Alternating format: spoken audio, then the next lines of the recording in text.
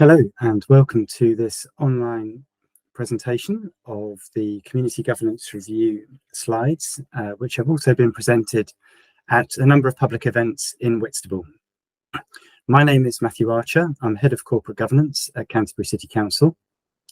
This review is consulting on whether to have a town council in Whitstable, and we are seeking the views of local residents and those who visit and work in the town to know whether this is something that is supported or not.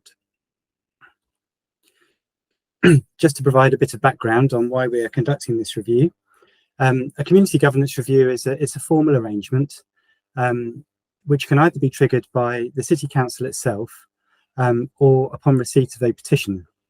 And in this case, we received a petition from the CT5 People's Forum for a community governance review. In order to be a valid petition for a review, it has to contain at least 7.5% of the electorate within the designated boundary area. And as part of the requirements, the proposals must include a defined boundary area, which is then included as one of the options in the consultation. The petition was actually signed by 2,237 people, a mixture of electronic signatories on our own website. We had a petition that we put on our website, and the remainder collected through paper petitions in the town. The 7.5% target was 1,763, and each of the signatures was checked to make sure that they were A, on the register, and B, within the designated area. And from that, we established that 1,797 valid signatures were contained within that petition, which therefore meant that it reached the qualifying threshold. This is the petition wording. I've included it in two parts in these slides because there's quite a lot of words. The petition starts out by advocating a town council for Whitstable. You can see there from the wording in the middle paragraph that the work would be complementary to what's delivered by Canterbury City Council, and it recognises that any town council must raise its own funds by asking residents for a contribution to costs, and that's known as the precept, which I will come on to later. The proposed town council area, because one had to be defined, was the unparished boundary of the CT5 postal district, and I will show you what that looks like on a map in a moment.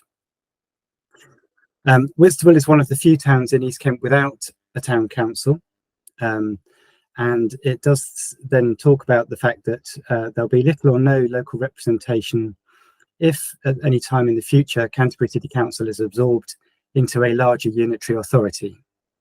I should say at this point that there are no proposals currently for a unitary authority or more in Kent, but nonetheless it is something that has happened elsewhere in the country, and so we can never be certain what the future might hold.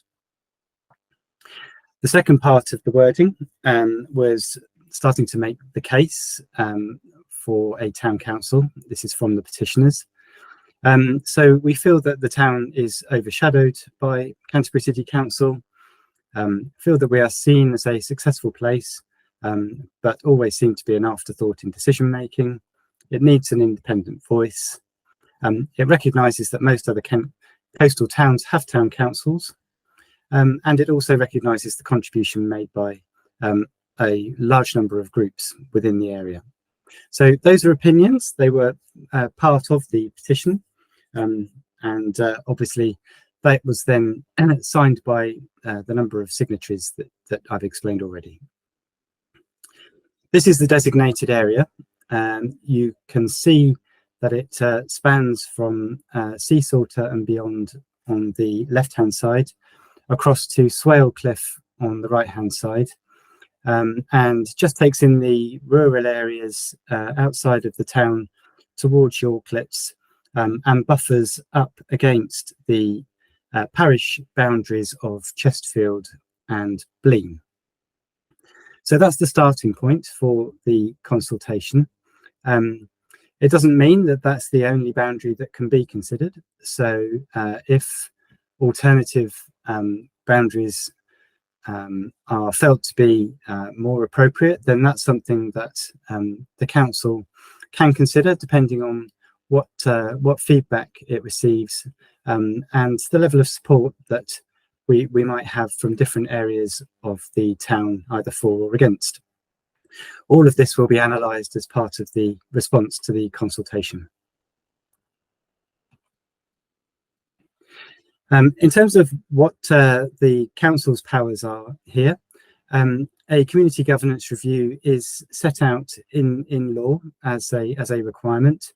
The Local Government and Public Involvement in Health Act 2007, and that review covers all parish areas or parish councils, first tier councils they're known as, and parish arrangements are also how town councils are described. So they are an equivalent to a parish council in a rural area, but a town council obviously is something similar in the urban area. A review can cover any part of the district. So in this case, it's covering just the Whitstable area. And we can also look at creating, which is what we're talking about here, whether we should create a new town council, merging, altering or abolishing parishes. So one of the questions that's cropped up at a couple of the events is what happens if we don't like a town council, if it was created. The answer is you go through a similar process. It's all covered by the same legislation. The naming and style of new parishes and also the electoral arrangements.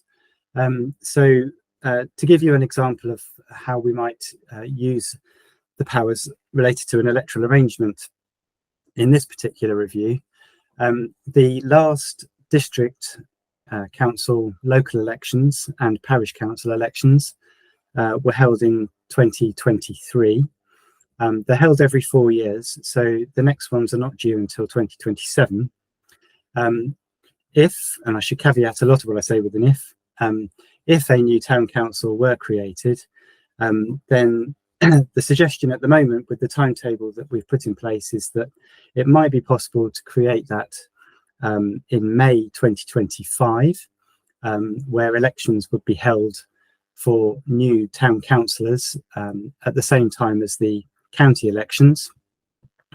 But we might then have arrangements for 2 years until 2027, at which point they could integrate with the other parish and city council elections from 2027 onwards, at which point then all elections would be for 4 years.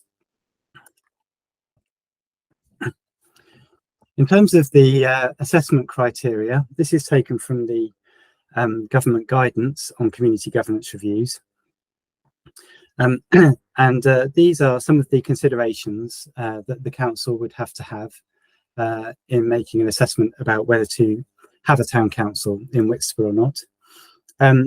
They're quite broad and wide-ranging, not easy to interpret, and that's why it's very important that we analyse both the numbers and the comments that we receive in response to the consultation. So we're required to ensure that the community governance within the area is reflective of the identities and interests of the communities and is both effective and convenient. So, and also in doing so, we're required to take into account the impact of the governance arrangements on community cohesion, and also the size, population and boundaries of a local community or parish. So that touches on that point that I mentioned earlier about the fact that we've started with one boundary, but that isn't necessarily the only boundary then that has to be considered. So in terms of what that means, community cohesion is described in the guidance as having a shared future vision and a sense of belonging, a focus on what new and existing communities have in common, alongside a recognition of the value of diversity, and that there are strong and positive relationships between people from different backgrounds and that they're reflective of the whole community. So bearing in mind that this is national guidance, so lots of different issues that might occur in different areas of the country, and this is generic guidance, but nonetheless they are some of the things that we will be taking into account alongside the views of local people in terms of what local issues they have highlighted to us in their responses. These are our existing parish arrangements.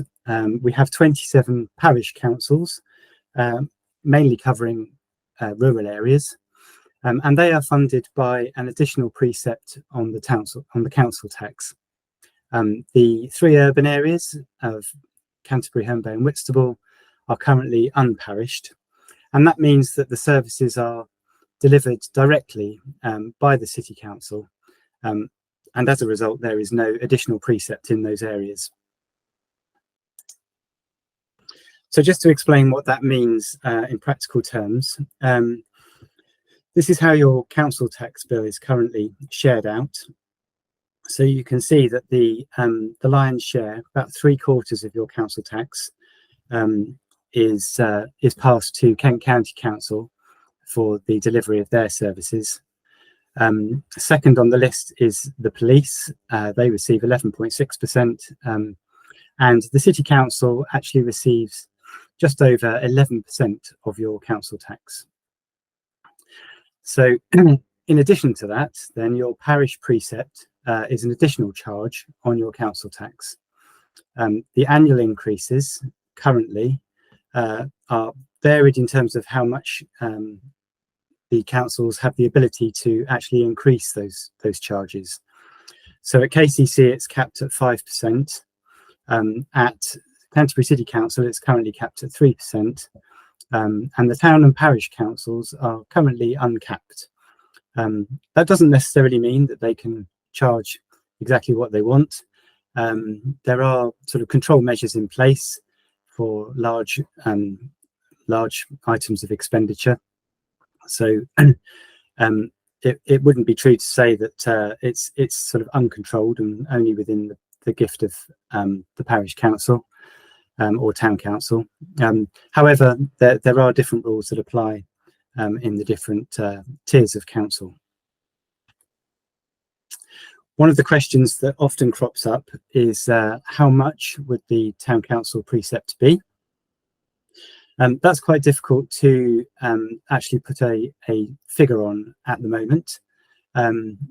Again, everything is prefaced here with an if a town council were to be created. What we've done here is had a look at the average cost of a town council in some of the other towns in East Kent, and they tend to vary from approximately £60 per annum for a Band D property to £80. So what we've done here is just shown you an illustration of what that would mean in terms of the additional cost on top of your council tax bill if there were to be a town council in Whitstable. And just to give you an idea of sort of ratio there, the Band D base cost for council tax is currently about £2,097, I believe. So that £60 would be, or £80 would be on top of that. The first precept is set by the City Council, and thereafter it's a matter for the Town Council. In terms of the profile of the defined area, this is what the council tax banding looks like at the moment. So you can see that there is a leaning towards the lower bandings, and the highest cost, the highest numbers there are in Band C and Band D. There are a total of 14,825 households within this defined area, and these are very approximate figures because there are lots of caveats. But again, one of the questions that we're often asked is roughly how much would that raise? How much would a town council have to spend? So in very round figures, if the precept was set at £60, that would equate to potential income of about 750,000 per annum. And at £80, it's around about £1 million per annum.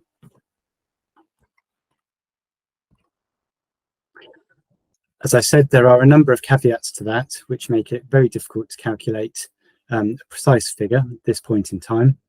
There are a number of exempt properties, about 250 households, and I've given some examples there of why a house might be exempt. About 5,000 households qualify for a 25% single person discount, and that's either because there's one person living in the house or the other person who's living there is exempt for a particular reason.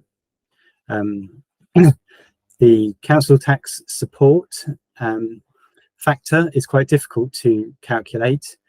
Basically, if somebody is on council tax support, then they would qualify for a discount, but that discount is then based on their income and savings. So it can range, from a relatively low percentage right up to 100% discount. So again, that would need to be factored in. And then there are a couple of points here which I haven't factored into the calculation because it's not that precise at this stage. But there are some that qualify for a premium payment if they are unoccupied and unfurnished. And just for the purposes of this calculation, second homes currently are included as ordinary households. Just a few slides on the role of the different tiers of local authority, because I know that sometimes this can be quite confusing if you don't follow it closely. So the City Council is responsible for a wide range of services. I've heard it quoted that typically we are responsible for about 70 different services within the authority. So we are, a large and complex organisation. The vast majority of what we do is controlled by legislation and statute. And so we are creatures of statute, which means that, unless there is legislation in place, then that's not something that we're authorised to do. I think waste collection is probably the thing that most people would associate us with, but obviously there are a number of other very significant services which people of Whitstable would certainly be able to identify. So via Active Life, the management of the leisure centre in Whitstable, we provide council housing.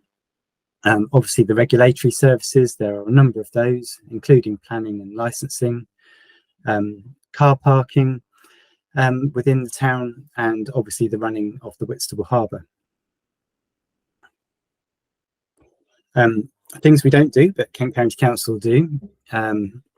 Again, a very large and complex organisation. Kent County Council is, I believe, still the largest county council in the country, and provides a wide range of services across the education sector, social services, health and social care.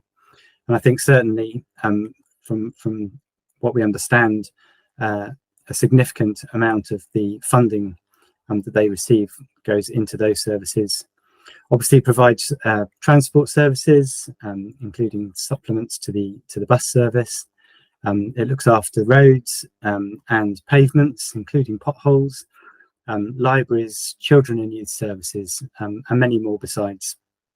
So those services will continue to be provided by Kent County Council and Canterbury City Council.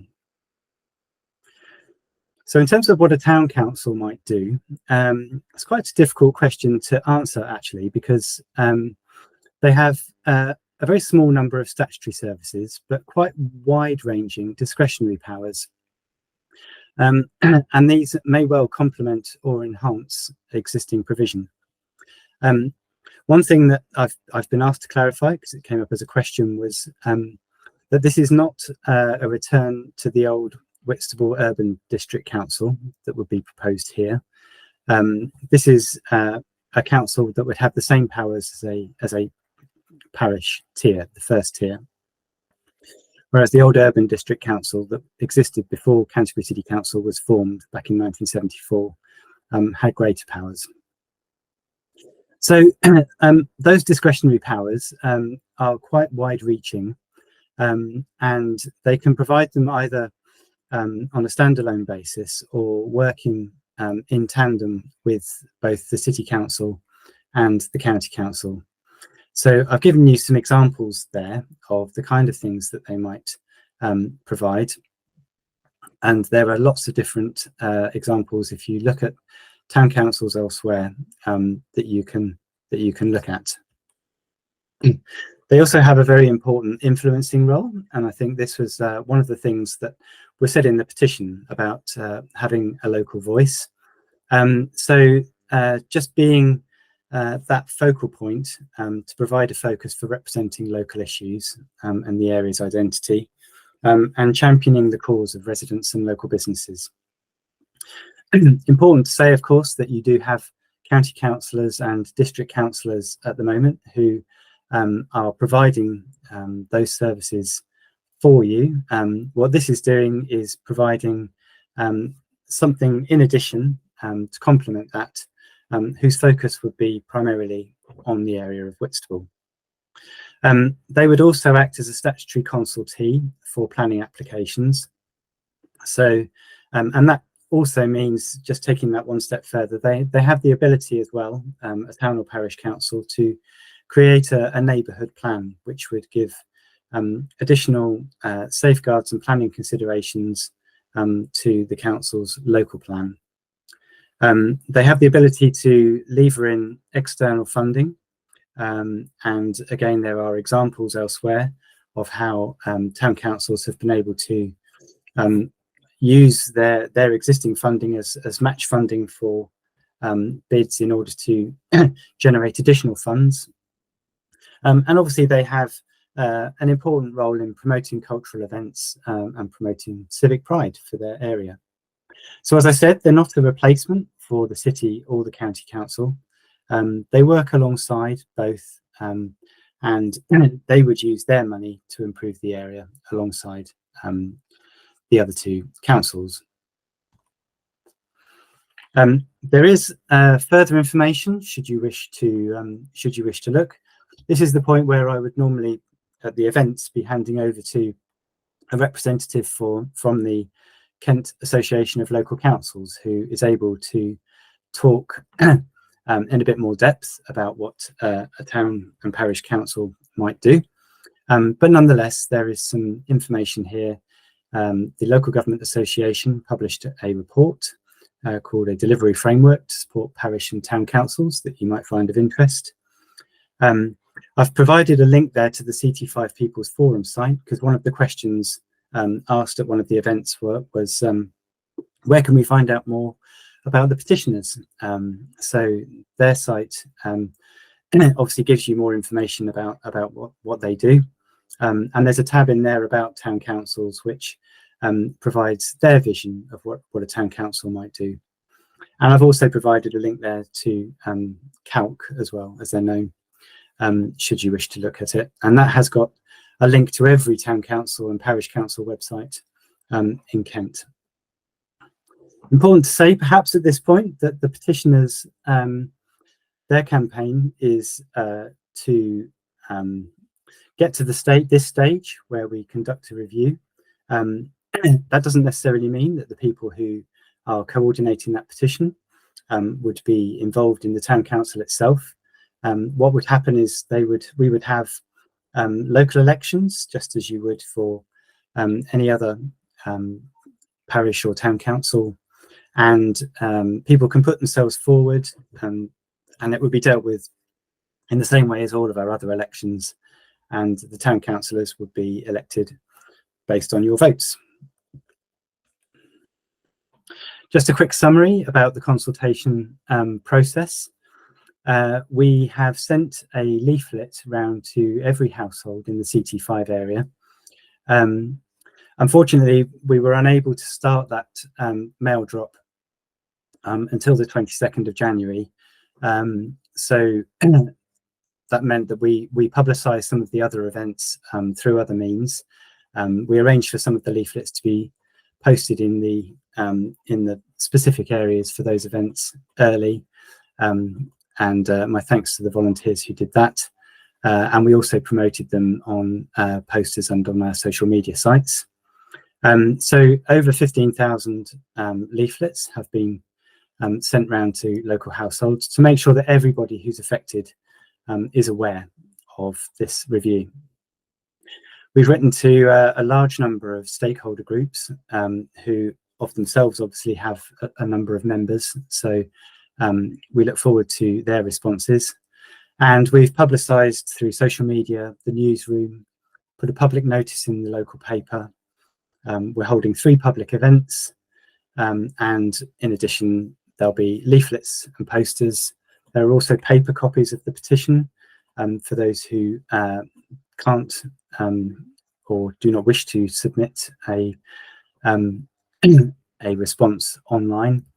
And of course, we are relying on everybody to tell their friends and neighbours and promote it themselves as well, which is often a very effective way of making sure everybody is aware. There is a task and finish advisory group of councillors who are charged with reviewing the consultation responses and making recommendations. That's a cross-party group, so I've included the names there of all of the councillors involved. Should you wish to speak to any of them, then details of their contact information is available on our website. They will be making recommendations to the General Purposes Committee, who in turn will be making recommendations to full council, which is that's the meeting where all councillors preside, and so that means that any recommendations that are put forward will be the subject of an all councillor decision. This is a provisional timetable. This was the one that we put forward at the start of the review when we set the terms of reference and kicked it off on the 4th of January. We do have the ability to change it, but if we do change it, we need to go back to full council and make that request. It's an ambitious timetable. The aim or the purpose of that is to try and conclude by October 2024, which would allow sufficient time, if a town council were proposed, to prepare for elections in May 2025. We have a maximum of 12 months, though, to complete the review. So if at any point we feel that we need more time in order to shape the recommendations for stage 2, for example, or to make final recommendations at the end of the process, then we are able to go back and request that additional time. It might just affect if we go ahead with the town council when that starts. So we're in stage 1 at the moment. That closes on the 1st of March. We will then spend 2 months reviewing the responses and putting forward proposals for stage 2. They will be considered in public at committee stage and then go forward for final decision to full council. So stage 2 is where we will consult on draft council proposals. Again, it's hard to know at this stage what they will contain, because it really depends to some extent on what's included, on what the feedback looks like from the consultation and the analysis of that. It won't purely be a numbers game of how many were in favour and how many were against. I think we need to have a look at the comments that are made as well. And it might be that there are more than one proposal put forward in order to see what people think.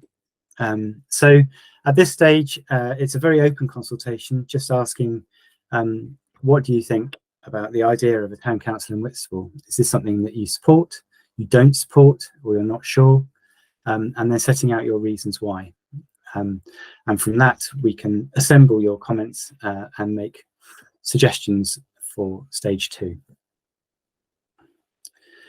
This would be the point normally where we would ask questions. There are a list of frequently asked questions on our website, and we will extend and expand those after the events have been held, to make sure that if there are any questions raised that aren't available on our website, they'll be covered off so that you can see what's been asked.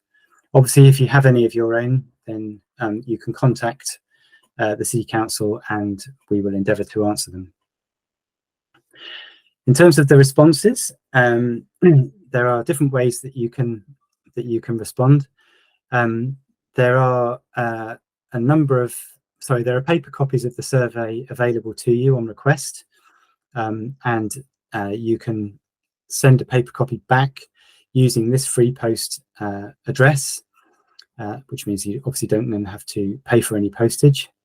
The online responses, that QR code will take you straight to the survey, or if you wish to have a look at the consultation page first, have a look at some of the frequently asked questions and other background information, then you can go to our website, canterbury.gov.uk/consultations, and you will see the Whitstable Community Governance Review is there.